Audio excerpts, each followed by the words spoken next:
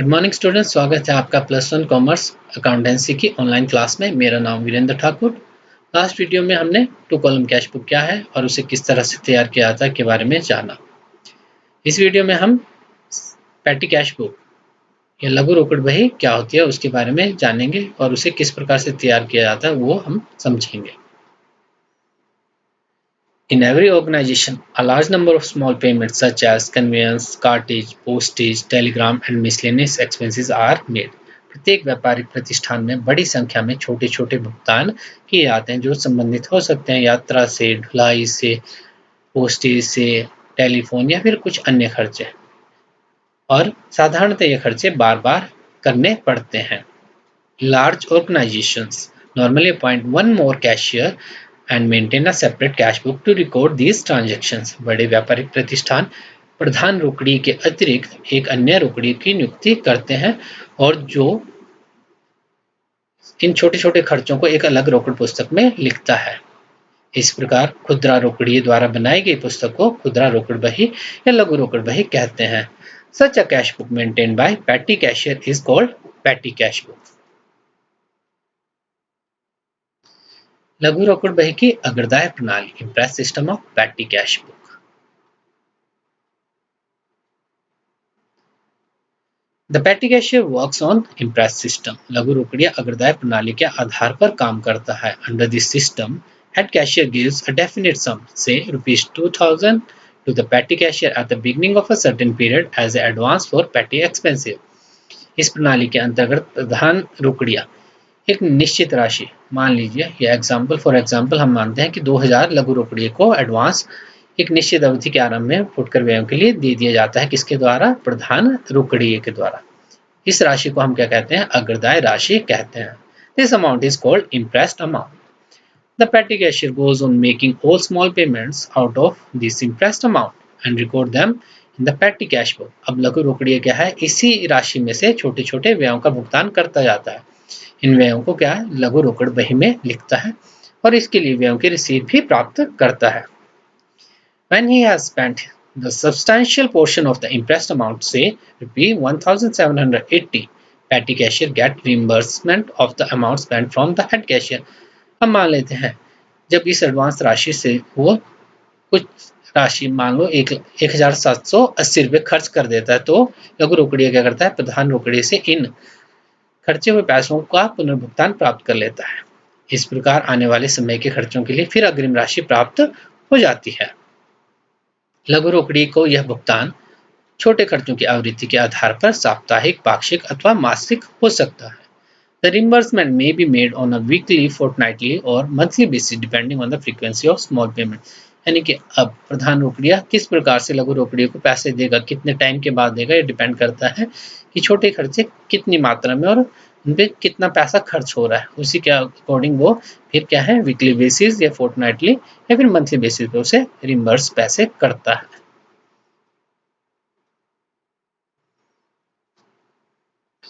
Types of petty cash book. लघु रोकड़ बही के प्रकार। लघु रोकड़ बही दो प्रकार से तैयार की जा सकती है, सिंपल पैटी कैश बुक और analytical patty cash book. Simple patty cash book की अगर हम बात करें तो सिंपल पैटी कैश बुक जो हमारी सिंपल रोकड़ कैश बुक रहती है उसी की तरह तैयार की जाती है। इसमें डेबिट और क्रेडिट साइड हमारे रहते हैं और कॉलम भी लगभग सेम ही हमारे रहते हैं। डेबिट साइड में 5 कॉलम और क्रेडिट साइड में फिर 5 कॉलम हम तैयार करते हैं। First column date, second particulars, voucher number, ledger folio, फिर अमाउंट। 5 कॉलम डेबिट साइड में और 5 ही क्रेडिट साइड में तैयार किए जाएंगे। जो कॉलम डेबिट साइड में बनाए हैं वही क्रेडिट साइड में भी तैयार करेंगे। Date, particulars, voucher number, ledger folio, amount. Debit side में जो भी प्राप्तियां पैटी कैशियर को किससे? प्रधान रोकड़िए या हेड कैशियर से होती है उसे डेबिट साइड में लिखा जाता है और टू से उन्हें लिखा जाता है। मान लो शुरू में पैसे मिले तो टू कैश अकाउंट, या फिर अगले महीने के लिए कोई बैलेंस बचेगा पिछले महीने का तो वो टू बैलेंस बीडी। जितने भी भुगतान होंगे यानी कि जितने भी एक्सपेंसेस पे किए जाएंगे किसके द्वारा? पैटी कैशियर के द्वारा, तो उन्हें कहाँ लिखा जाएगा? क्रेडिट साइड में और बाय से, by refreshment, by postage, by telephone expenses या कोई भी और। महीने के अंत में टोटल किया जाएगा डेबिट साइड का, फिर डेबिट साइड के टोटल को क्रेडिट साइड लिखा जाएगा और फिर जो क्रेडिट साइड में जितने भी एक्सपेंसेस होंगे उनका टोटल मेन टोटल में से घटा के वो हमारा बैलेंस आ जाएगा, वो फिर अगले महीने के लिए ओपनिंग बैलेंस हो जाएगा। दूसरी आ जाती है हमारी एनालिटिकल पेटी कैश बुक, विश्लेषणात्मक लघु रोकड़ बही। अगर साधारण लघु रोकड़ बही की बात करें तो वहां पर हर खर्चे के लिए अलग से क्या की जाती है, एंट्री की जाती है। फिर उन्हें जब लेजर में पोस्ट करना होता तो थोड़ी असुविधा होती है, उससे बचने के लिए क्या है, खर्चों के या एक्सपेंसेस के ग्रुप बना लिए जाते हैं। ग्रुप व्यवसाय किस प्रकृति का उसके आधार पर बनाए जाते हैं। 4 से 5 ग्रुप एक्सपेंसेस के बना लिए जाते हैं और फिर पोस्टिंग लेजर में आसान हो जाती है। एनालिटिकल पेटी कैश बुक का फॉर्मेट एक बार चेक करते हैं। जो right and left hand side रहेगी अमाउंट रिसीव्ड का फर्स्ट कॉलम आ जाएगा, उसके बाद CB folio means cash book का जो पृष्ठ संख्या रहेगी वो, उसके बाद डेट और पर्टिकुलर्स। एनालिटिकल पेटी कैश बुक में क्या है, एक ही कॉलम जो विवरण या पर्टिकुलर्स का रहेगा। और नॉर्मली बिजनेस जो रहते हैं या बिजनेस हाउसेज रहते हैं वो इस तरह की एनालिटिकल पेटी कैश बुक को तैयार करते हैं। सिंपल पेटी कैश बुक ज़्यादा नहीं यूज़ की जाती है।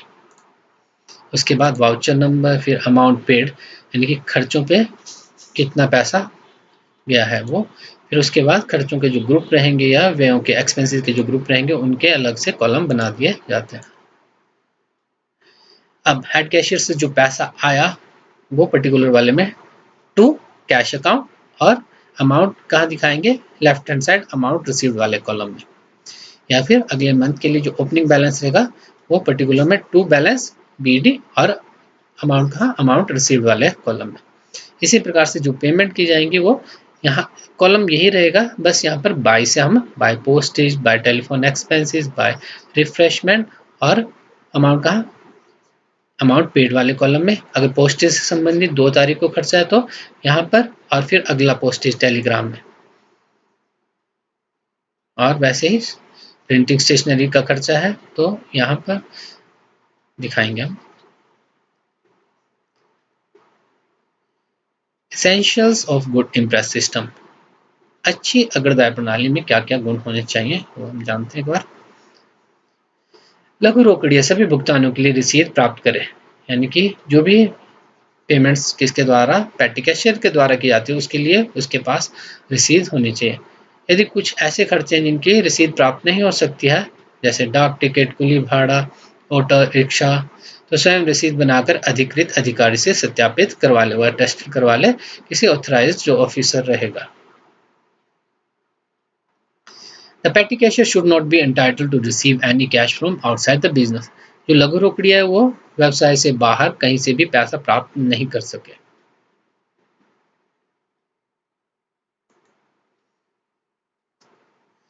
लघु रोकड़िया अपने खर्चे की राशि केवल प्रधान रोकड़ी से ही प्राप्त करेगा, यानी कि जो पेटी कैशियर जो भी खर्चा उसने करना है उसके लिए वो पैसे किससे, हेड कैशियर से ही रिसीव करेगा। There should be an upper limit for amount of a single payment by the petty cashier। अब लघु रोकड़ी द्वारा अगर कोई सिंगल पेमेंट की जानी है तो उसका एक अपर लिमिट क्या है, फिक्स होनी चाहिए। मान लो 500 तक की सिंगल पेमेंट कर सकता है, या फिर 1000 तक की, या फिर 1500 तक की, यानी कि उससे ऊपर की पेमेंट वो सिंगल पेमेंट में नहीं कर पाए। और head cashier should check the petty cash book periodically, और जो प्रधान रोकड़ी है वो समय अंतराल पर क्या है, लघु रोकड़ बही को देखता रहे ताकि कोई छल कपट किससे, लघु रोकड़ी द्वारा ना किया जा सके। आइए अब एक क्वेश्चन सॉल्व करने का प्रयास करते हैं। डेट, पर्टिकुलर्स, अमाउंट, किन किन तारीखों को व्यापार हुआ है, क्या खर्चे हुए हैं, या कहाँ से पैसा पेटी कैशियर को आया, और अमाउंट। वही क्वेश्चन हम थोड़ा छोटा करके यहाँ पर लिखा ताकि एंट्रीज इजी हो जाए। Simple petty cash book debit credit side, वैसे column date particular, voucher number, ledger folio, amount, date particular, ledger folio, amount. जो फर्स्ट ट्रांजेक्शन है 1 अप्रैल की है, इम्प्रेस्ड अमाउंट रिसीव्ड, अग्रदाय राशि जो मिली किसे, पेटी कैशियर को, किससे, हेड कैशियर से। जितनी भी रिसीट्स रहती हैं वो डेबिट साइड और जितनी भी पेमेंट्स रहती हैं वो क्रेडिट साइड। तो हम इसे दिखाएंगे डेबिट साइड में और दिखाएंगे क्या, टू कैश अकाउंट। तो 1 अप्रैल 2020 1 अप्रैल टू कैश अकाउंट और कितना मिला, 50 रुपये। उसके बाद 2 अप्रैल परचेज पोस्टेज स्टैम्प, डाक टिकट खरीदी गई तो पैसा गया होगा, यानी पेमेंट्स हुई तो वो किस साइड, क्रेडिट साइड में। 2 तारीख बाय पोस्टेज स्टैम्प्स, पैसा कितना लगा, 5 रुपये 50 पैसे। उसके बाद अगली ट्रांजेक्शन 4 अप्रैल को परचेज कार्बन पेपर।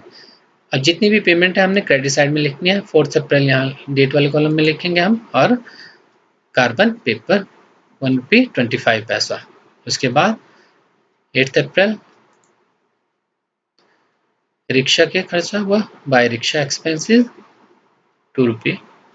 फिर 14 अप्रैल परचेज एनवलप, लिफाफे डाक भेजने के लिए, और बाय एनवलप 7 रुपये 50 पैसे। और उसके बाद 20 अप्रैल पेड फॉर रिफ्रेशमेंट, तो 20 अप्रैल रिफ्रेशमेंट और कितना, 2 रुपये 50 पैसे।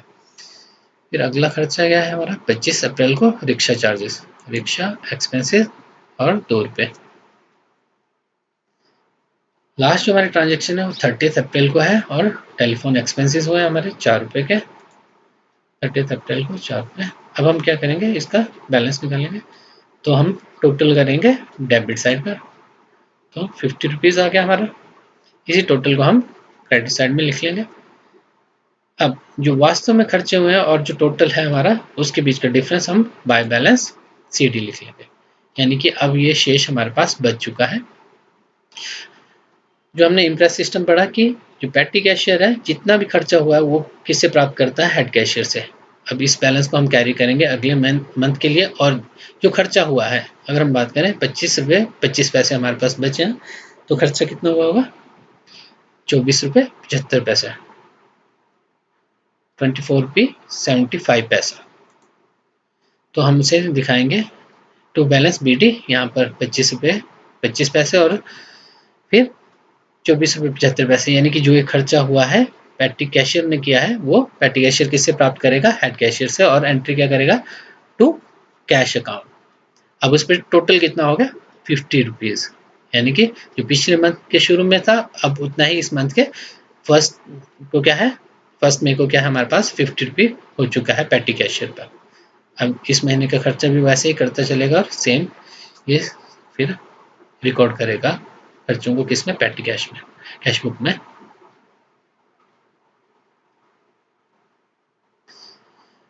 अब एक एनालिटिकल पेटी कैश बुक कैसे तैयार की जाती है उसके बारे में देखते हैं। क्या है हमारा क्वेश्चन, यहाँ पर हम क्या है एक्सपेंसेस के ग्रुप बनाएंगे और उसके बाद हम उन्हें वैसे सेम ही एंटर करेंगे, ठीक है। डेट 1 मई 2020 और ये अब आ जाते हैं, इसे सॉल्व करते हैं। एनालिटिकल पेटी कैश बुक आ गया हमारा। फिर हम कॉलम बना लेंगे, फर्स्ट कॉलम हमारा अमाउंट रिसीव्ड का आ जाएगा, डेट, फिर उसके बाद पर्टिकुलर। यहाँ जो CB फोलियो था वो हमने नहीं लिखा, थोड़ा सा कंजेस्टेड हो रहा था इसलिए। वाउचर नंबर, फिर अमाउंट पेड, पोस्टेज टेलीग्राम, ये ग्रुप बना रखे हैं इसके एक्सपेंसेस के, बस फिर रिफ्रेशमेंट एक्सपेंसेस, और जो बचे जो इन ग्रुप में नहीं आए या तो उन्हें सन्ड्री एक्सपेंसेस या फिर मिसलेनियस एक्सपेंसेस के रूप में हम एक ग्रुप बना सकते हैं खर्चे का। अब हम देखते हैं कि हमारी फर्स्ट ट्रांजेक्शन क्या हुई है। अब वापस आते हैं, 1 मई 2020 को cash receive from head cashier, कितना, 50 रुपीज़। तो हम उसे कहाँ दिखाएंगे, कॉलम तो अब पर्टिकुलर वाला ही रहेगा, बस वो अमाउंट रिसीव्ड में आ जाएगा हमारा। अमाउंट 500 है, थोड़ा सा वहाँ पर लिखने में गलती हुई, यहाँ 500 से रिसीव किया है 1 तारीख को 2020 फर्स्ट में, तो यहाँ लिखेंगे हम टू कैश अकाउंट और आया कितना, 500 रुपये। अगली ट्रांजेक्शन हम देखते हैं, 2 मई को ये पेड फॉर पोस्टेज, कितना रुपया? 22 रुपये 50 पैसे। किसके लिए? जो डाक टिकट रहते हैं उसके लिए पोस्टेज। तो हम दिखाएंगे इसे इसी कॉलम में, पर्टिकुलर वाले कॉलम में। बस खर्चे हम लिखेंगे 22 है, हम लिखेंगे टू 2 मई और बाय पोस्टेज। यहाँ लिखेंगे 22 है और कितना अमाउंट वाले कॉलम में 22 रुपये 50 पैसे। किस ग्रुप से संबंधित है? पोस्टेज से। तो इसे एक बार यहाँ पर हम दोबारा लिखेंगे। अगली ट्रांजेक्शन देखते हैं। 3 मई को यह पेड फॉर टेलीग्राम, तो फिर पर्टिकुलर वाले कॉलम में पर लिखेंगे बाय से, बाय टेलीग्राम 3 मई और 35 रुपये अमाउंट पेड वाले कॉलम में। और जो टेलीग्राम है वो इसी ग्रुप से संबंधित है, तो इसी ग्रुप में हमने उसे दोबारा से लिख लिया है। फिर उसके बाद 6 मई रिफ्रेशमेंट एक्सपेंसिस कितने? 25 रुपये। खर्चे 22 से दिखाना है, तो 6 मई बाय रिफ्रेशमेंट एक्सपेंसिस 25 रुपये, अमाउंट पेड 25 हुआ, तो इसी कॉलम में लिखा। अब यहाँ पर ये जो खर्चों का ग्रुप है वो किस ग्रुप से संबंधित है? रिफ्रेशमेंट एक्सपेंसिस, तो उसे हमने यहाँ पर दिखा दिया। ठीक है। फिर है 10 मई बस फेयर 20 रुपये, तो हम 10 मई लिखेंगे और बाय बस फेयर अमाउंट पेड 20 रुपया। अब किस ग्रुप ऑफ एक्सपेंसिस से रिलेटेड है? वो इस वाले से, तो यहाँ पर हमने उसे लिख दिया। 10 मई के बाद 14 मई को फिर 20 रुपये, फिर हमने एंट्री की 14 में बस फेयर 20 रुपये, अमाउंट पेड वाले कॉलम में इतना ही, और फिर बस फेयर से संबंधित है तो इस वाले कॉलम में हमने उसे लिख दिया। फिर आ गया 18 में रिफ्रेशमेंट एक्सपेंसेस, कितने? 50 रुपये। 18 में रिफ्रेशमेंट एक्सपेंसेस बाय, और 50 रुपये खर्चे थे। पोस्टेज वाले इससे संबंधित नहीं है, बस फेयर से संबंधित नहीं है, रिफ्रेशमेंट से संबंधित है, तो इस वाले कॉलम में हमने उसे दोबारा से लिखा है। 18 मई के बाद आ गया हमारा 20 में टेलीग्राम, 20 में यहाँ दोबारा लिखेंगे और बाय टेलीग्राम 52 पैसे। ये किससे संबंधित है? पोस्टेज और टेलीग्राम वाले ग्रुप से, तो यहाँ लिख लिया हमने उसे। ठीक है। फिर आ गया 22 मई को पोस्टेज 35 रुपये, 22 मई बाय पोस्टेज 35 रुपये, और इसी से संबंधित यहाँ पर हमने उसे दोबारा से लिख लिया। 28 में रिक्शा बाय रिक्शा 30 रुपये, और रिक्शा का हमारे पास यहाँ कोई ग्रुप नहीं है तो हमने उसे मिसलेनियस में दिखा दिया। उसके बाद 30 मई को फिर से बस फेयर और 25 रुपये, दोबारा से बस फेयर 30 में 25 रुपये, और बस फेयर वाले कॉलम में उसे हमने लिख लिया। अब हम टोटल कर लेंगे। टोटल किया हमने अमाउंट रिसीव्ड वाली साइड का, वही टोटल हमने अमाउंट पेड वाले में लिखा। जो बैलेंस आएगा वो आ जाएगा हमारा बाय बैलेंस CD। तो खर्चों का टोटल घटाएंगे हम उसे, जो ग्रैंड टोटल 500 रहेगा उसमें से, तो वो आ जाता है हमारा 185 रुपीज़। बाकी जो यहाँ ग्रुप है इनका टोटल हम सीधे कर देंगे, यहाँ किसी से घटाना या ये नहीं करना, कुछ भी ऐड करना सिंपल, और जितना भी आएगा वो। अब इसका फायदा ये रहेगा जब हम इन्हें पोस्ट करेंगे तो केवल 145 रुपये 65 रुपये या 75 रुपये इनको लेजर में हम पोस्ट करेंगे, ना कि 22 रुपये 50 पैसे 35 रुपये, यानी कि इससे हमारी समय की बचत हो रही है। अब बाय बैलेंस CD है। मई के बाद आ गया हमारा जून, अगले महीने के लिए हम क्या लिखेंगे? 1 जून टू बैलेंस BD। ये बैलेंस अब यहाँ आ गया। अब जो उसने खर्चा किया है वो सारा किससे प्राप्त कर लेगा? वो हेड कैशियर से। तो उसे लिखने के लिए हम 1 जून ही लिखेंगे और यहाँ लिखेंगे टू कैश अकाउंट, वो आया हमारा 315 रुपये, और इसके साथ हमारी एनालिटिकल पैटी कैश बुक भी पूरी हुई। अब देखते हैं comparison between cash book and patty cash book. जो रोकड़ भैया और लघु रोकड़ भैया उनके बीच में क्या समानताएं और क्या असमानताएं हैं। सिमिलरिटी की अगर हम बात करें, both the books are of original, यानी कि लेखक की प्रारंभिक पुस्तकें हैं। दोनों में ही जब भी लेखा किया जाता है तो मूल प्रलेखों या सोर्स डॉक्यूमेंट के आधार पर ही लेखा उनमें किया जाता है। Both the books are of final entry. चाहे कैश बुक की बात करें या पैटी कैश बुक की बात करें, वो क्या है, books are of final entry means उनमें जब हम कैश बुक की बात करें तो कैश बुक को बनाने के बाद फिर कैश अकाउंट नहीं बनाया जाता, वैसे पैटी कैश बुक बनाने के बाद पैटी कैश अकाउंट तैयार नहीं किया जाता। अगर डिसिमिलैरिटी असमानताओं की बात करें, in the cash book all cash receipts are recorded. Cash book में क्या है, सभी जो कैश प्राप्तियां नगद प्राप्तियां रहती हैं उन्हें रिकॉर्ड किया जाता है। Whereas in the petty cash book only cash received from head cashier is recorded. अगर हम बात करें लघु रोकड़ बही में केवल वही नगद प्राप्ति लिखी जाती है जो उसे लघु रोकड़िए को किसके द्वारा प्राप्त होती है, प्रधान रोकड़ी से मिलता है पैसा। ये एक भिन्नता है। Cash book all cash payment except payments of petty expenses are recorded. अगर हम बात करें रोकड़ बही में सभी कैश नगद भुगतानों का लेखा किया जाता है, केवल फुटकर व्ययों का लेखा वहन नहीं किया जाता है। Whereas in the petty cash book only payment of petty cash expenses are recorded. अगर हम बात करें लघु रोकड़ बही में केवल खुदरा व्ययों का ही भुगतान दिखाया जाता है। Advantages of petty cash book. अगर हम लघु रोकड़ बही रखते हैं तो उसके क्या क्या फायदे हमें रहते हैं। सिंपल मेथड, सरल विधि। जो हमारी पैटी कैश बुक है उसे मेंटेन करना काफ़ी आसान है। हेड कैशियर से पैसे आ गए और उसके बाद जो पैटी कैशियर है उससे भुगतान करता जाता है, तो ज़्यादा टफ उसके लिए नहीं रहता है। समय तथा श्रम की बचत, सेविंग टाइम एंड लेबर। अब जब हम पैटी कैशियर को क्या है अपॉइंट कर देते हैं तो हेड कैशियर का क्या है, टाइम और लेबर बच जाती है, उसे बहुत ज़्यादा मेहनत छोटे छोटे एक्सपेंसेस को रिकॉर्ड करने में नहीं करनी पड़ती। Less chance of mistakes and omission. अब पैटी कैशियर को एक निश्चित अमाउंट मिल जाता है, उसमें से ही उसने क्या है जो खुदरा व्यय है उनका भुगतान करना होता है, तो बहुत कम चांस रहते हैं कि वो गलतियां या भूल चूक करे।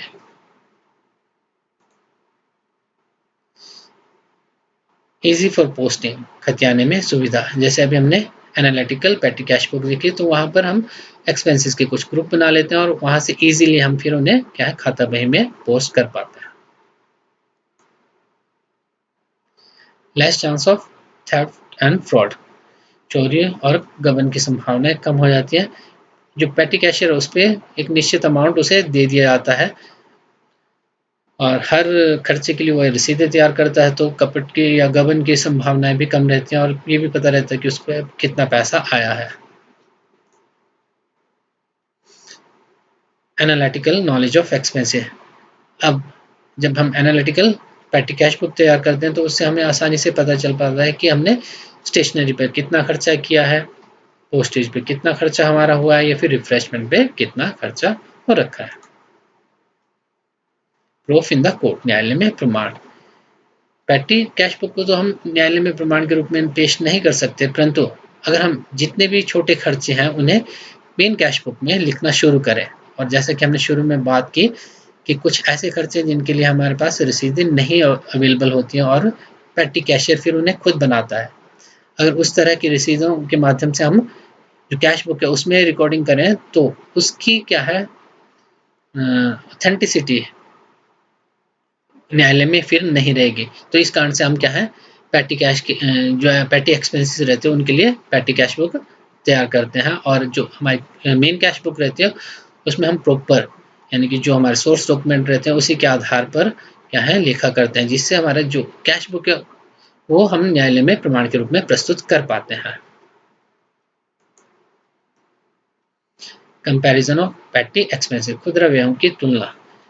जब हम पैटी कैश बुक तैयार करते हैं तो हम अलग अलग अवधियों के जो खुदरा व्यय है, मान लो पिछले महीने हमने स्टेशनरी पे कितना खर्चा किया और इस महीने हमने स्टेशनरी पे कितना खर्चा किया उसका हम कंपैरिजन कर पाते हैं, या फिर हमने रिफ्रेशमेंट पे लास्ट मंथ और इस मंथ कितना खर्चा किया उन सबका कंपैरिजन हम इजीली कर पाते हैं और खर्चों में फिर हम कटौती कर पाते हैं। ये एडवांटेजेस रहते हैं हमें जो लघु रोकड़ बही हम मेंटेन करते हैं उसके।